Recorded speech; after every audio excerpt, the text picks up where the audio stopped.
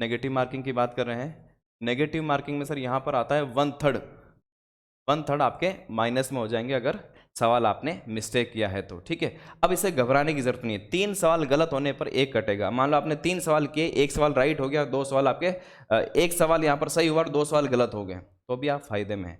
4 सवाल आपने किए, एक सही हुआ, 3 गलत हो गए, तब आप बराबरी पर आएंगे, तो भी नुकसान नहीं है।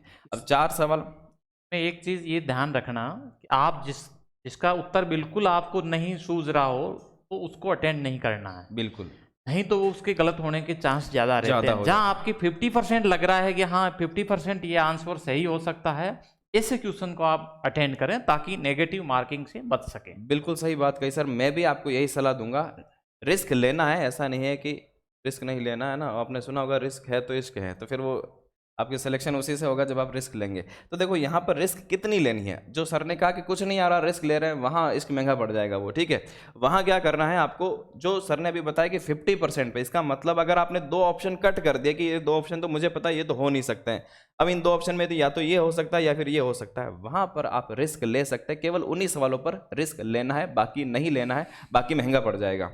ठीक है, तो नेगेटिव मार्किंग से ज़्यादा नुकसान नहीं होता है। कैसे, देखो अगर कितने सवाल अटेम्प्ट करने, मैंने वो सवाल रखा है यहाँ पर।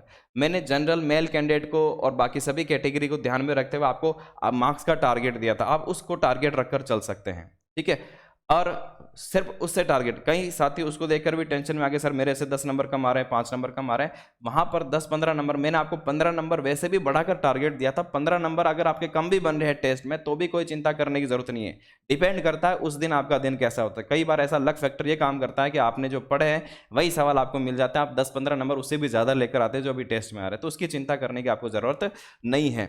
अब यहां पर देखिए, यहां पर जब फर्स्ट आपको सवाल पेपर अटेम्प्ट कैसे करना है, पहली बार जब पेपर अटेम्प्ट करें उन सारे सवालों को आप कर ले जो आपको परफेक्ट आते हैं, उन सारे सवालों को एक बार आप कर लीजिए, ओएमआर शीट में भर दीजिए। सेकेंड टाइम में उन प्रश्नों को आपको देखना है जहां पर आपको 2 ऑप्शन में कंफ्यूजन हो कि 2 ऑप्शन तो आपने कट कर दी, 2 ऑप्शन में या तो ये सही हो सकता है, ये हो सकता है। मैं आपको सलाह दूंगा कि आप उन सारे सवालों को अटेम्प्ट कर सकते हैं, कोई भी ज्यादा नुकसान आपको नहीं होगा। मान लीजिए कि आपने ऐसे 30 सवाल भी है, 30 सवाल में आपके 10 सवाल राइट होते हैं और 20 सवाल आपके गलत हो जाते हैं, तो 20 सवाल पर आपको देखिए, 10 सवाल पर आपको यहाँ पर कितने 20 सवाल का नेगेटिव मार्किंग का मतलब है आपको यहाँ पर 7 नंबर कट जाते हैं आपके, और यहाँ पर 10 नंबर मिल रहे हैं, तो भी आप यहाँ पर फायदे में रहेंगे, नुकसान में यहाँ पर नहीं जाएंगे। क्लियर है, तो ज़्यादा यहाँ पर नुकसान आपको नहीं होगा। क्लियर है नेगेटिव मार्किंग में।